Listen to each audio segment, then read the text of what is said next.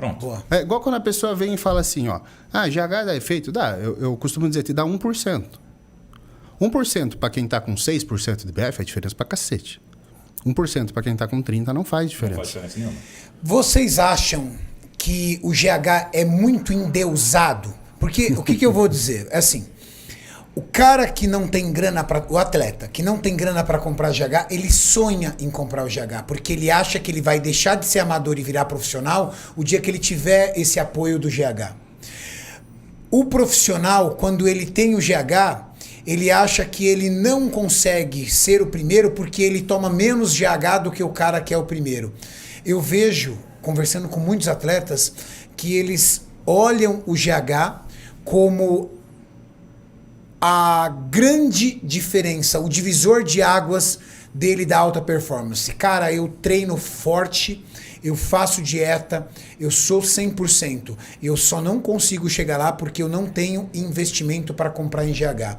Na opinião de cada um de vocês, o GH ele é superestimado ou não? Realmente o GH é a droga que faz a diferença no atleta em relação a mantê-lo naquele nível profissional ou o nível amador. É o que divide dois caras que têm genéticas iguais, mas que um fica em primeiro e o outro não fica entre os top 3. Adam.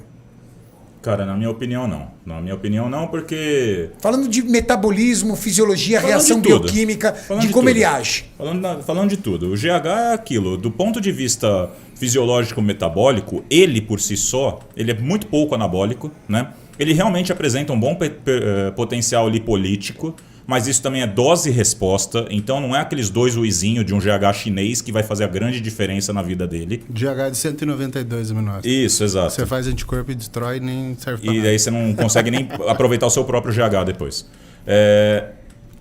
Agora, quando a gente está falando, por exemplo, de um ambiente hormonal favorável, onde o cara tem níveis de andrógenos elevados, níveis de hormônios tireoidianos adequados, né? Níveis de cortisol baixos, aí, e uma boa sensibilidade à insulina, e por consequência também uma boa sensibilidade ao IGF-1, aí sim o GH ele vai ter um impacto mais significativo, mas é que nem o Gabriel falou. Quando você já está ali 99% do seu máximo, esse 1% a mais que ele te dá, vai fazer uma puta diferença. Agora, quando você está ali em 1%, subir para 2%, não vai fazer porra nenhuma. Kaminsky. Muito superestimado. Muito. Eu já tenho uma frase que eu costumo dizer, que é o perdedor, ele tenta desmerecer o sucesso dos outros para se sentir melhor, né? Enfim, a pessoa prefere ter uma desculpa. Não precisa convencer tanto os outros, mas que convença ela mesma. Mas eu já vi atleta vender carro para comprar GH. Você já viu? Já. Eu já Vi atleta vender carro para comprar GH e falar assim, agora eu vou ser campeão. Já vi cara fazer programa para isso, porra. Exato, eu também já vi. Gay Muitos, for pay. hein? Gay for pay.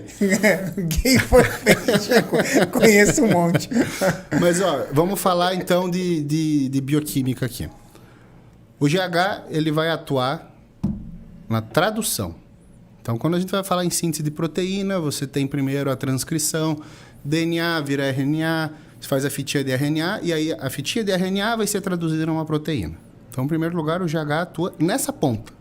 Depois que você já tem o RNA feito e vai fazer a proteína, ele aumenta a tradução. Sem uma transcrição aumentada, o efeito é nulo. Então é igual eu ter um monte de azulejista numa obra sem ter piso. Por que se diz que o GH, para ser otimizado, precisa de uma base de testosterona? Por quê? Exatamente porque eu preciso aumentar a minha transcrição de DNA em RNA para que eu possa tirar algum benefício de uma tradução aumentada.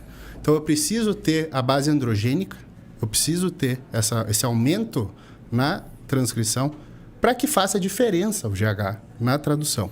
Então assim, se eu me perguntar, o GH ele é imprescindível para quem? Bodybuilder open. Para esse cara. O cara que quer ter 130 quilos, o GH faz diferença.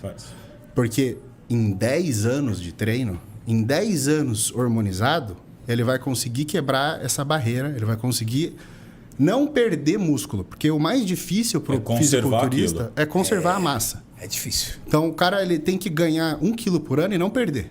É difícil. Aí o GH vai fazer diferença. E aí o GH não em alta dose, mas em uso constante. Porque a alta dose do GH vai estragar o físico desse cara de 130 quilos, crescendo o intestino, baço, e aí vai dar o palumboísmo junto com a insulina. GH e câncer. As pessoas morrem de medo do GH por conta do câncer. Existem estudos realmente que ligam a questão do GH com pessoas que têm algum tipo de propensão ao câncer e a aceleração desse processo do câncer na pessoa? Sim. Na verdade, tem muitos tumores que são responsivos a diversos fatores de crescimento.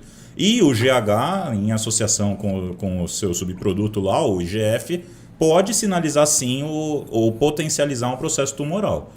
É que o tumor em si tem muito receptor para Ele é responsivo a praticamente qualquer fator de crescimento. Se for um tumor, responsivo a estrógeno, por exemplo, ele vai ser muito responsivo, por exemplo, a altas doses de testosterona e aromatização. Anticoncepcional? Anticoncepcional, por exemplo. Então, por exemplo, o cara que tem ali um tumor, ele tem uma displasia de mama, por exemplo, que pode evoluir para uma neoplasia.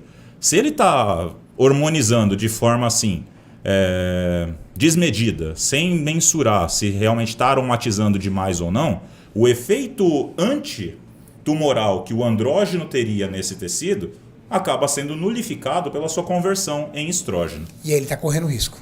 Exatamente. Mas assim, via de regra, hormônios não causam câncer. Exceto orais, alta dose, fígado. Aí tem a relação causa-efeito. Hormônio, esteroide e câncer não são necessariamente aliados, vamos dizer assim. Não, é que nem Mas a gente está falando do GH, né? Isso. O GH... Não, agora eu falei o esteroide, agora eu falei hormônio esteroide. Tá. Cara, aí depende do tecido. Porque isso. tem médicos que... Depende do tecido. Depende do tecido. Depende do tecido e da propensão de da pessoa. próstata, aí é um assunto. Se a gente está falando de um câncer de osso... intestino. Daí não. Aí não. Agora, que nem o Gabriel mencionou, a questão dos orais, é justamente por conta da agressão constante que você acaba causando ali sobre o tecido hepático, você pode desenvolver... Tem que ficar renovando célula e a chance de uma célula vir com erro é maior. Sim, aí você acaba... Mas, via de regra, são tumores benignos, né? Você tem um adenoma hepatocelular na maior parte dos casos. Você tem uma massa que cresce para fora ali do parênquima, que a gente fala. Aí é fácil de você fazer a retirada cirúrgica. O problema é que quando isso acaba se tornando um adenocarcinoma, que daí começa a crescer ali no meio do tecido, não tem como tirar, ou a pessoa perde o órgão, a chance de metástase é muito maior, e aí sim é um problema. Mas não tem relatos disso com o uso de esteroides. Perfeito.